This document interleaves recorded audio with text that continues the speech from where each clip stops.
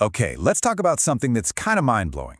Have you ever just looked at a situation and wondered, how on earth did someone so brilliant, we're talking Nobel Prize winners, top engineers, make such a catastrophic mistake? Well, today, we're diving into Michael Mauboussin's work to figure out the hidden mental traps that make even the smartest people fail. It really feels like a paradox, doesn't it? How can genius lead straight to disaster? Well, the answer isn't about a lack of intelligence, not at all. It's about these predictable and honestly kind of unsettling glitches in how all of our brains are wired. And these aren't just rare, one-off flukes. I mean, think about this for a second. An expert on financial scams gets scammed himself. Nobel laureates run a multi-billion-dollar fund into the ground. NASA's best engineers overlook a fatal flaw they actually knew about. These are all symptoms of the same thing. Predictable, hardwired thinking errors that can trip up any of us, no matter how high our IQ is. And here's the kicker. The part that's really surprising? This has almost nothing to do with what we think of as intelligence. A psychologist named Keith Stanovich found that standard IQ tests, well, they're great at measuring things like memory and logic, but they completely miss our ability to think rationally, which, is the exact skill you need to make good judgments out in the real world. So, let's jump right into the first huge mental trap. It's called the inside view. And there is no better way to get it than through the incredible story of a champion racehorse. Let me paint you a picture. The year is 2008, and this racehorse, Big Brown, is all anyone can talk about. He's undefeated. He's not just winning races, he's demolishing the competition. And pretty much everyone, from the so-called experts to the casual fans, is convinced that his victory in the final Triple Crown race is a done deal, a foregone conclusion. This right here is a perfect example of the inside view. See, our brains just love a good story, so we get completely sucked in by all the specific, compelling details right in front of us. His perfect winning streak, the trainer's confidence, how powerful the horse looks. We build this awesome narrative that points to only one possible ending. He's gonna win. But what happens if we force ourselves to just ignore that amazing story for a second? What if we zoom out and ask a totally different question, like, historically, what usually happens to horses in this exact same spot? This is what we call taking the outside view. So someone did just that. They looked at all the data since 1950. 20 other horses had been in Big Brown's exact position, on the verge of winning the Triple Crown. You want to know how many of them actually won that final race? 3. Just 3. That's a 15% success rate. All of a sudden, that foregone conclusion looks more like a total long shot. And this data just illustrates the disconnect perfectly. Check out this chart of speed figures. It's basically a standard way to measure a horse's performance. You'll see something pretty shocking. Look at Big Brown's total score down there, 209. It's the lowest on the list.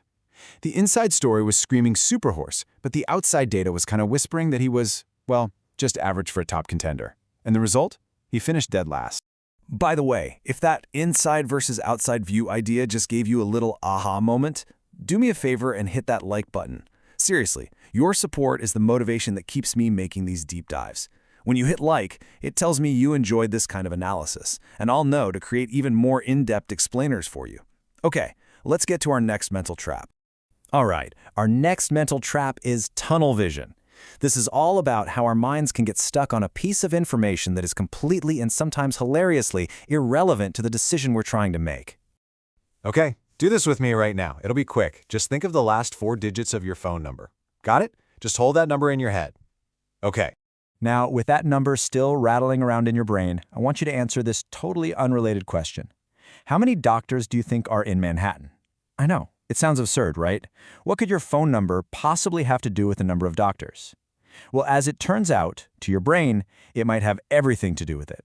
In the actual experiment this is based on, the results were just staggering. Students whose phone numbers were on the low end guessed a much smaller number of doctors. But the students with higher phone numbers, their guesses were on average 75% higher. That completely random number from their phone became a subconscious anchor for their guess. This is the anchoring effect in action. It's a really powerful kind of tunnel vision. Our brain just grabs the first piece of information it gets, we call that the anchor, and then it really struggles to adjust far enough away from it. So that initial totally random number, it secretly poisons our ability to make a rational estimate. It's crazy. So we've seen how the inside view and anchoring can totally lead us astray, and these traps are powerful and they're everywhere. So the big question is, what do we do? How do we fight back and actually start making smarter decisions?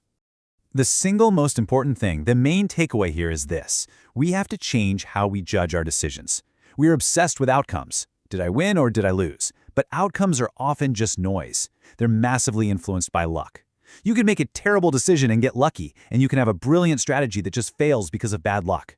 The only thing you can actually control, and therefore the only thing you can really get better at, is your decision-making process. And this is really the whole game. You can't guarantee a good outcome on any one decision. It's impossible. But over the long run, having a quality, repeatable process, one that forces you to check the outside view, to ask what your anchors are, that is the only reliable way to get better results consistently over time. So I'm going to leave you with a challenge. The next time you're facing a big decision, I want you to just stop and think twice. Ask yourself, what's the outside view here? What's the story I'm telling myself? And what irrelevant anchor might be messing with my judgment?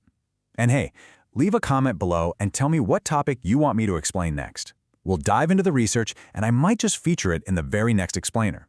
Thanks for tuning in.